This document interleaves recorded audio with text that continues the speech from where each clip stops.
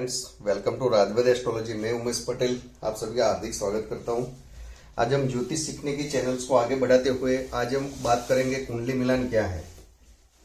विवाह के टाइम पे युवक और युवती का कुंडली का मिलान किया जाता है। तो ये वीडियो में अभी आपको समझा रहा हूं, आपने उसको एंड तक देखा तो आप खुद ही आप जान जाएंगे कि कुंडली मिलान कैसे किया जाता है और उसका वैवाहिक जीवन पे उसका क्या इंपॉर्टेंस है।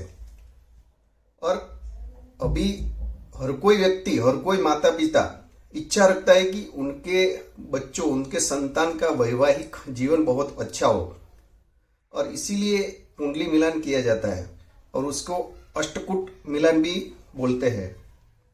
मैंने मेरे ज्योतिष के एक्सपीरियंस से देखा है कि ऐसी भी कुंडलियां देखी है जहां पे कुंडली युवक और युवती का कुंडली का मिलान नहीं होता है और बाद में शादी में दिक्कतें आती है, कुंडली मैच ही नहीं होती है और उनका विवाह हो जाता है, फिर बाद में दिक्कतें आती है। तो ऐसी भी कुंडलियों मैंने देखी है। तो ये मेरे जितने भी व्यूअर्स है उसको मेरी रिक्वेस्ट है कि आप अपने सर्कल के अंदर भी किसी युवक या युवती या आपके रिलेटिव या कोई भी हो, उनका कुंडली मिलान से ही आगे बढ़ना चाहिए।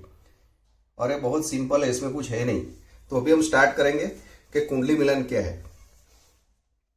कुंडली मिलान को अष्टकूट मिलान भी बोलते हैं। उसके अंदर टोटल 8 पॉइंट देखे जाते हैं जो यहां मैंने लिखे हैं। इसके ये टॉपिक को स्टार्ट करने से पहले मैं आपको 2 बात बता दूं।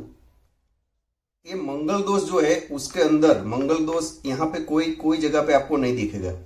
कोई जगह पे जो पॉइंट्स लिखा है मंगल दोष पूरा अलग है। और मैंने मेरे पिछले टॉपिक के अंदर बहुत डीपली समझाया है कि मंगल दोष कैसे देखा जाता है और मंगल दोष का परिहार कैसे किया जाता है और मंगल दोष का उपाय क्या है।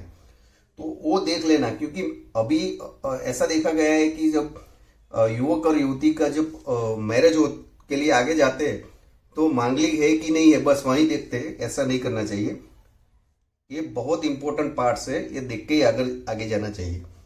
दूसरा, मैं सभी व्यूअर्स को रिक्वेस्ट करूंगा कि आपने मेरे पिछले वीडियो नहीं देखा है तो यहां से स्टार्ट करना, बेसिक स्टार्ट करना है, बिकॉज यहां से आप देखेंगे तो आपको कुछ पता चलने वाला नहीं है। मेरा कुंडली 59 पार्ट 01 से मैंने पूरा वीडियोस रखा है ज्योतिष लर्निंग के लिए। तो जिसको भी व्यूअर्स, जो भी व्यूअर्स यहां देख रहे हैं तो पार्ट 59 से देखना, तो आपको इजीली पता चलेगा।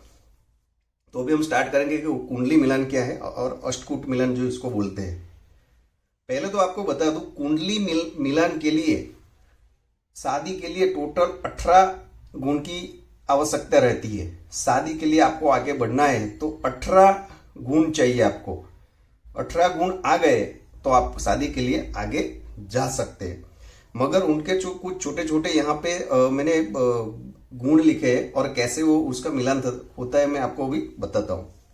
टोटल 36 गुण होते हैं। यहां आप देखना 8 टोटल टॉपिक है। यहाँ पे पहला है वर्ण जिसको 1 गुण दिया गया है। फिर आता है वैश्य जिसको 2 गुण दिया है। फिर आता है तारा जिसको 3 गुण दिया है। फिर आते हैं योनि जिसको 4 गुण दिया है। फिर आता है ग्रह मैत्री जिसको 5 गुण दिया है। फिर आता है फिर आता है गण, उसको 6 मार्क दिया है। फिर आता है भुकुट, इसको 7 मार्क्स दिया है। फिर आता है नाड़ी जिसको 8 मार्क्स दिया है। तो मित्रों ये सभी का प्लस करेंगे, टोटल करेंगे तो उसका टोटल 36 होगा। तो 36 गुण से हमें 18 गुण आना चाहिए तब तो हम आगे जा सकते हैं। मगर उसके छोटे छोटे कुछ अभी नियम है, मैं आपको बताऊंगा। ये जो टोटल 8 अष्टकूट यहां पे लिखा है, इसमें से ये जो है ग्रह मैत्री से लेके नाड़ी, ये पूरा इसको बहुत इंपॉर्टेंट दिया है। और उसमें नाड़ी को बहुत इंपॉर्टेंट दिया है। ये जो इसमें से 2 आता है, सपोज नाड़ी मिलती है तो 8 गुण आता है और तो नहीं मिलता है तो उनका डायरेक्ट 0 मार्क्स आता है यहाँ पे। तो इसको ये जो नाड़ी है उसको बहुत इंपॉर्टेंस दिया है। तो जब हम कुंडली मिलान करते हैं, मैंने एक एग्जाम्पल यहाँ पे लिखा है युवक और युवती का, तो मैं अभी आपको समझाऊंगा। मगर ये वर्ण क्या है और उसको कैसे देखा जाता है, फिर वैश्य क्या है और उसको कैसे देखा जाता है, ये पूरा टॉपिक तारा, योनि, ग्रह मैत्री, गण, भुकुट, नाड़ी, उसका मैं अलग से टोटल 8 दूसरा वीडियो बनाऊंगा, तो आपको इसमें इजीली पता चल जाएगा और आप अपनी कुंडली और दूसरों की भी कुंडली मिलान करके देख सकेंगे कि ये मैच होता है कि नहीं होता है। यहाँ एक मैं बेसिक वीडियो बना रहा हूं कि कौन सा फैक्टर हमें विवाह के टाइम पे देखना है, जस्ट इतना ही वीडियो में मैं बताऊंगा। उसके बाद ये वर्ण से लेकर नाड़ी तक दूसरे अलग वीडियो में अपलोड करूंगा, जैसे आपको उसका डिटेल्स में पता चले। तो जो वर्ण है अष्टकुष्ट में, उसको एक गुण दिया गया है, तो उसमें वर्ण के अंदर 4 वर्ण आते हैं, ब्राह्मण, क्षत्रिय, शूद्र, वैश्य। तो मैं पूरा डिटेल में वो टाइम में बताऊंगा आपको। तो यहाँ पे कैसे वो वर्ण चेक करते हैं वो भी बताऊंगा, कितने मार्क्स मिलते हैं वो भी आपको बताऊंगा। उसके बाद आता है वैश्य।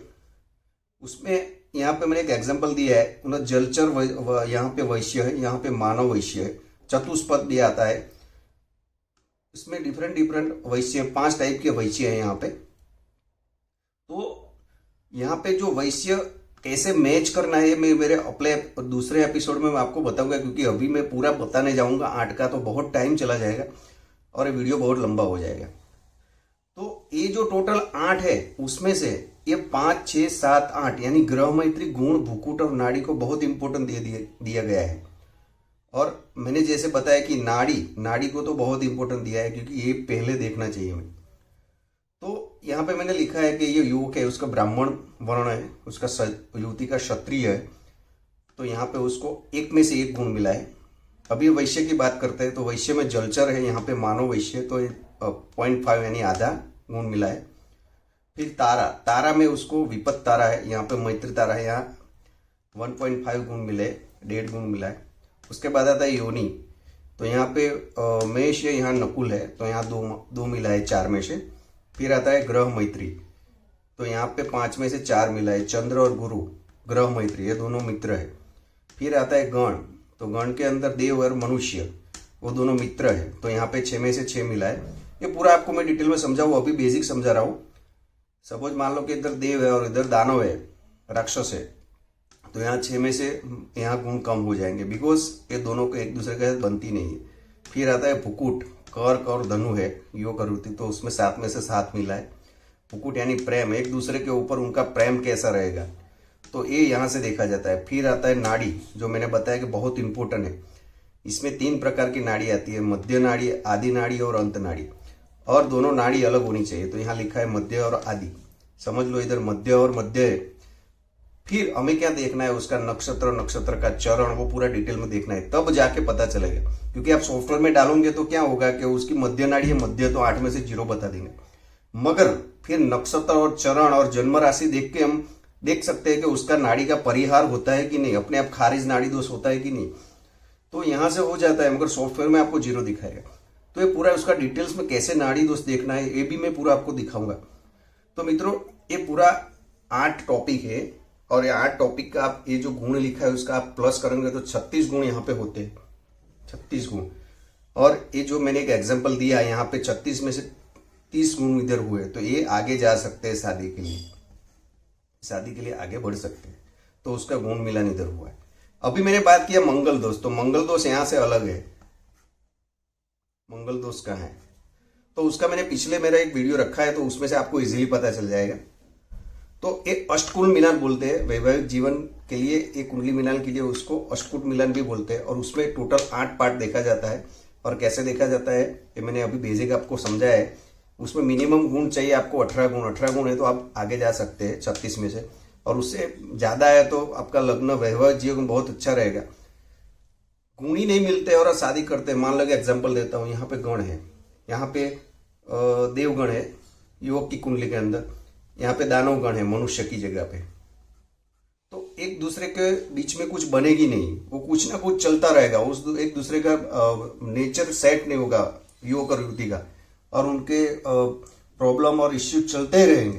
तो ऐसे क्या क्या है उसका इम्पैक्ट और कैसा वैवाहिक जीवन पे उस पर असर होता है, पूरा मैं डिटेल में अभी 1 बाय 1 समझाऊंगा नेक्स्ट वीडियो में। तो आज मैंने आपको समझाया कि कुंडली मिलान क्या है, अष्टकुट मिलान क्या है। तो ये वीडियो मैं आशा रखता हूं कि आपको अच्छा लगा होगा। अच्छा लगा है तो उसको लाइक करना, शेयर करना और सब्सक्राइब करना। आभार।